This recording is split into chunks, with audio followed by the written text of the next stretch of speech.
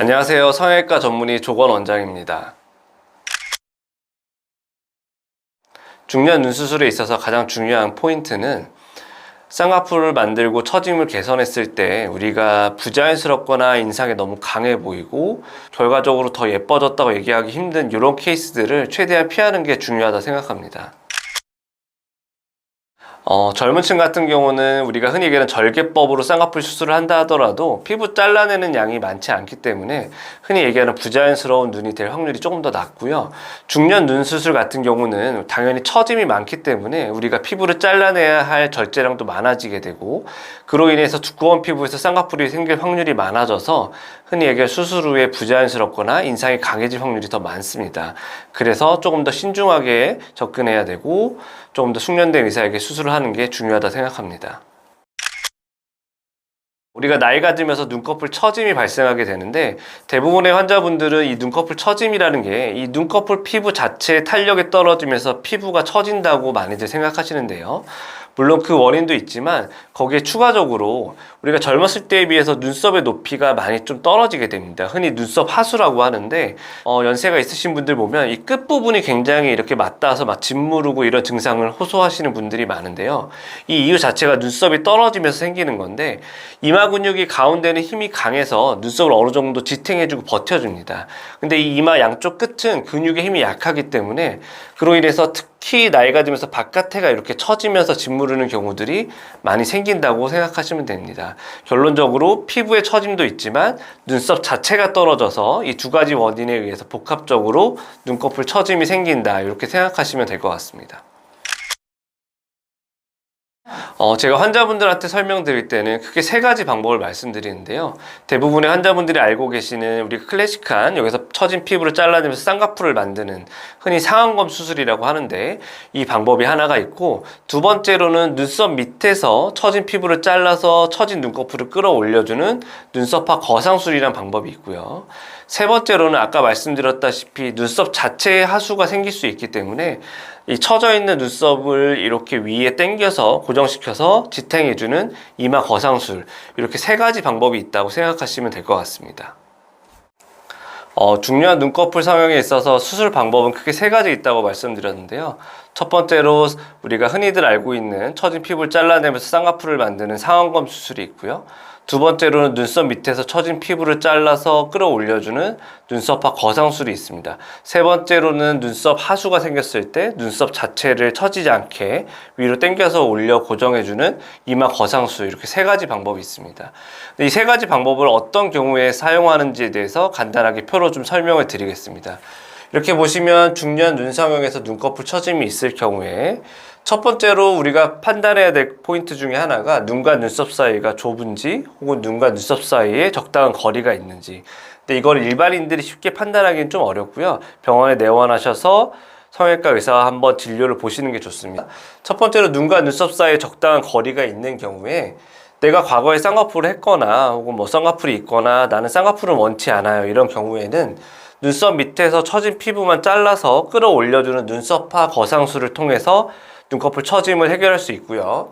두 번째로 내가 쌍꺼풀이 없는 경우에는 당연히 쌍꺼풀을 만들면서 이 처짐도 같이 해결을 해줘야 되는데, 이런 경우에 내가 전체적으로 눈의 조건이 피부도 얇고 눈두덩이도 너무 두껍지 않고 좋은 조건을 갖고 있다면 흔히들 얘기하는 상안검 수술만으로도 처짐도 개선하고 쌍꺼풀도 얻게 되는 결과를 얻을 수 있습니다.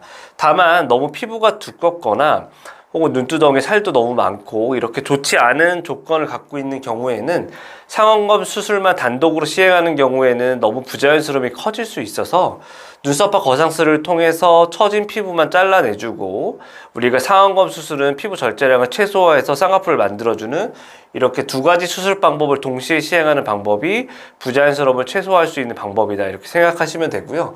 눈과 눈썹 사이가 좁은 경우는 기본적으로 쌍꺼풀 수술을 했을 때 부자연스러울 확률이 굉장히 커집니다. 그렇기 때문에 수술 후에 눈썹이 너무 처져서 눈과 눈썹 사이가 좁아지는 걸 막기 위해서 이마 거상술을 통해서 눈썹을 지지해주면서 다른 수술을 시행해야 된다, 기본적으로 이렇게 생각하시면 될 것 같고요. 이 경우에도 내가 쌍꺼풀이 있는 경우에는 이마 거상만 해서 처짐만 좀 잡아주는 경우도 있고, 그것만으로도 처짐이 충분히 해결되지 않으면 이마 거상과 눈썹 거상술을 동시에 시행해서 처짐을 해결한다 이렇게 생각을 하시면 되고요. 쌍꺼풀이 없어서 처짐과 쌍꺼풀을 같이 만들어야 되는 경우는 아까 말씀드렸다시피 이런 케이스에서 상원검 수술만 단독으로 하게 되면 마찬가지로 너무 부자연스러워지고 수술 후에 눈과 눈썹 사이가 너무 좁아지면서 인상이 강해 보이게 됩니다. 그래서 그런 것들을 피하기 위해서 이마 거상을 통해서 눈썹을 지탱해주고 피부 절제량을 줄여서 상원검 수술을 복합적으로 시행하는 게 우리가 부자연스러움을 피할 수 있는 가장 좋은 방법이다 이렇게 생각하시면 될 것 같습니다.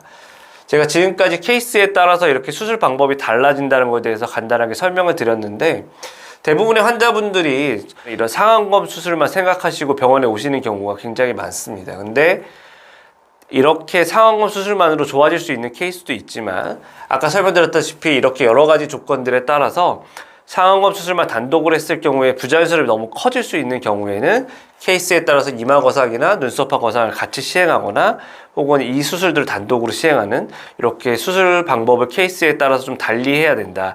그래야지 우리가 수술 후에 인상이 강해지고 부자연스러워지는 느낌을 최소화할 수 있다. 이렇게 생각하시면 될 것 같습니다. 중년 눈 수술 후에 인상이 이렇게 강해지는 원인은 여러 가지가 있겠지만 크게 두 가지 이유가 가장 중요한데요. 첫 번째로 아까도 말씀드렸지만 젊은 층에 비해서 피부를 절제해야 되는 양이 훨씬 더 늘어나게 됩니다. 우리가 쌍꺼풀이 자연스러우면 얇은 피부에서 쌍꺼풀이 만들어져야지 쌍꺼풀이 자연스러운데 피부를 워낙 많이 잘라내다 보니까 두꺼운 피부에서 쌍꺼풀이 만들어지게 되고 이로 인해서 부자연스러운 느낌이 생길 확률이 훨씬 많아지고요.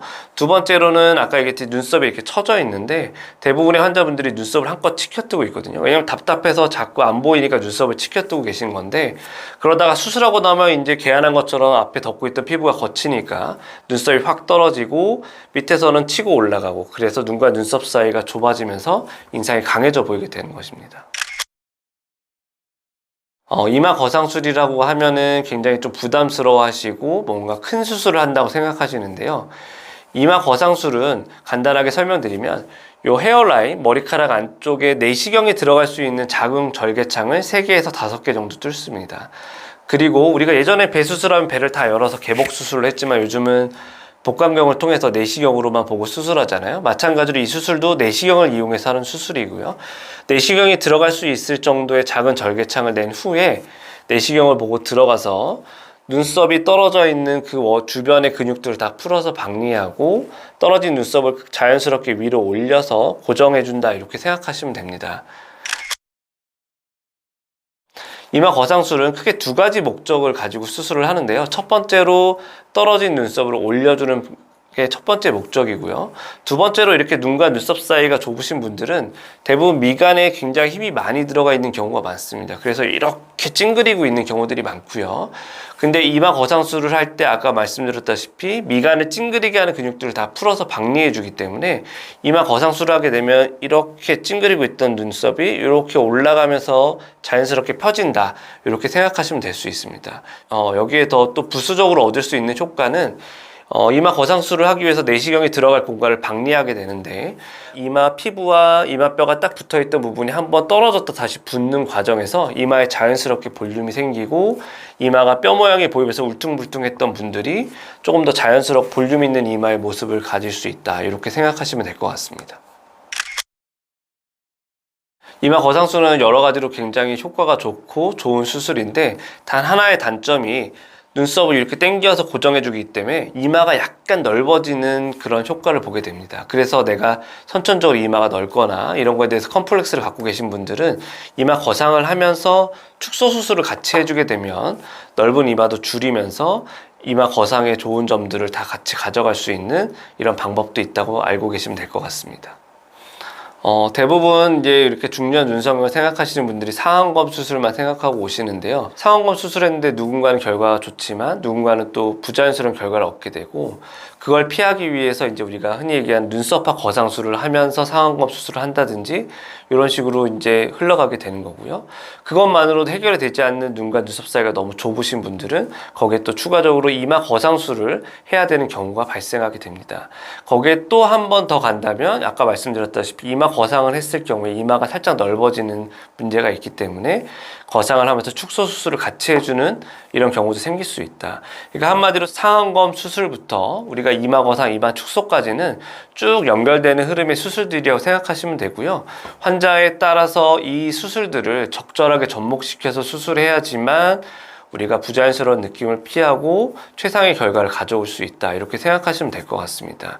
우리가 중년 눈 성형 전문이라고 한다면 단순히 내가 상안검 수술만 할 수 있다고 이 중년 눈을 잘할 수 있다고 절대 얘기할 수는 없고요. 눈부터 시작해서 눈썹, 이마, 그리고 이마를 줄여주는 이마 축소까지 이 모든 수술을 다 아울러서 적재적소에 우리가 케이스별로 수술을 해줘야지 가장 좋은 결과를 얻을 수 있고, 이런 수술들을 통합적으로 잘 할 수 있는 의사가 진정하게 중년 눈 수술을 잘 할 수 있는 의사다, 이렇게 생각하시면 될 것 같습니다.